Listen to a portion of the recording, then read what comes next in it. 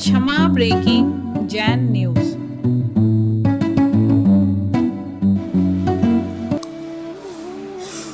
एक दिन की बात है, आचार्य जी वो कहते हैं कि देखो भाई, अब वो अपने आप को स्वयं, यानी आचार्य जी ने अपनी भूमिका हाथ से नहीं थी, वहाँ से बनाना चालू करते। हमसे स्वयं कहा था कि देखिए अब मेरा शरीर का कोई भरोसा नहीं है, अब काम जैसा पहले जैसा काम नहीं करता। आचार्य जी का ये शब्द थे हमारे साथ भी। और जब महाराज श्री के साथ मैं भी बैठा था उस दिन, और आचार्य जी कहते हैं कि देखो सुधा सागर जी, संघ बहुत बड़ा है, अब शरीर है, इतना बड़ा कार्य है, कौन करेगा, जिम्मेदारी बांटना पड़े, काम करना है सबको, इन सबके धर्म ध्यान होते रहें। और उस समय महाराज श्री से कहा था कि अच्छे से ब्रह्मचारी लोग आते हैं तो उनको अच्छे से मार्गदर्शित करो, उनको शिक्षित दीक्षित करो, उनको सही मार्ग, उनका भी अपन को क्या करना है, मार्ग प्रशस्त करना है। क्यों? क्योंकि आप लोग वरिष्ठ हो, बहुत समय से इस मार्ग पर क्या कर रहे हो, समाज को संभाल भी रहे हो, संघ के बारे में, अब साधुओं के वीर में हैं, तो ये भी करना है। उस समय आचार्य जी का जो एक भाव था कि देखिए अपने निमित्त से अगर किसी का धर्म ध्यान होता हो, अपने निमित्त से अगर किसी का कल्याण होता हो, तो इससे भी अपना आत्म कल्याण मानना, ये भी हमारे एक आत्म कल्याण का मार्ग है। ऐसे पूज्य आचार्य भगवान ने, पूज्य मुनिवर और बहुत सारे ऐसे अच्छे स्नेह से और साथ बहुत सारी बातें। जब एक दिन की बात है, हमारा भी चतुर्मास संघ में पहला था। अब पूज्य मुनिवर का उस वर्ष आचार्य जी के पास चतुर्मास हुआ मुक्तागिरी में सन 1990 में। उस समय में ब्रह्मचारी था,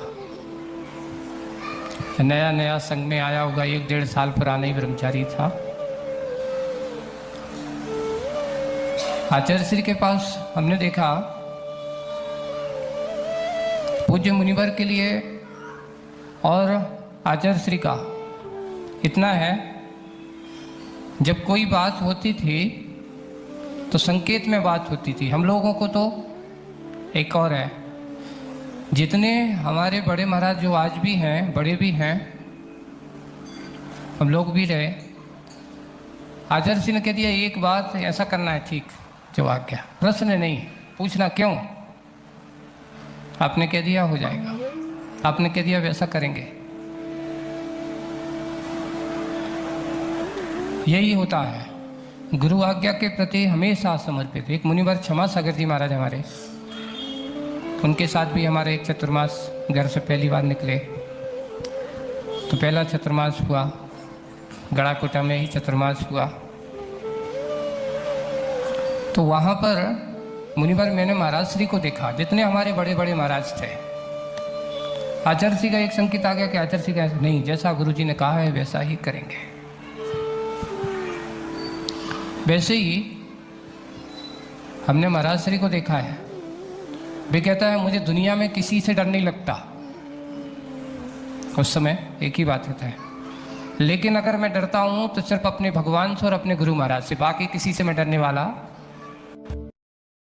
जब हम ब्रह्मचारी अवस्था में थे तो पूज्य सुधा सागर जी महाराज हमें बहुत मार्गदर्शन करते थे, और परिणाम ये है कि आज मैं देखता हूं कि इन वरिष्ठ महाराजों के मार्गदर्शन पर सुबह सुबह मेरे कमरे में ही आते थे, जिस कमरे में मैं बैठता था, और उनका कुछ अपना दैनिक क्रिया में योगा वगैरह दिनचर्या होती थी, तो वहाँ जहाँ बैठते थे, मंदिर में बैठते थे दिन में 90 में, और उनको कुछ करना होता था तो यहाँ आकर के मेरे पास वहाँ करीब 10-15-20 मिनट बैठेंगे और कुछ बातचीत होगी, चर्चा होगी, मार्गदर्शन करते रहते थे कि देखो अपन को कैसे करना है। उन्होंने एक बहुत अच्छी बात कही थी कि अभी अपन को इस अवस्था में, ब्रह्मचर्य अवस्था में एक काम करना है, जो भी पढ़ो घोंट डालो।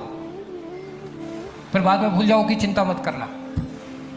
एक बार जो भी पढ़ो उसको अच्छे से क्या कर लो, याद कर दो। और याद कर लो के बाद में तुम अगर भूल भी जाओ, लेकिन वो तुम्हारा याद किया हुआ जो पढ़ा हुआ है समय पर तुम्हें जरूर याद आएगा।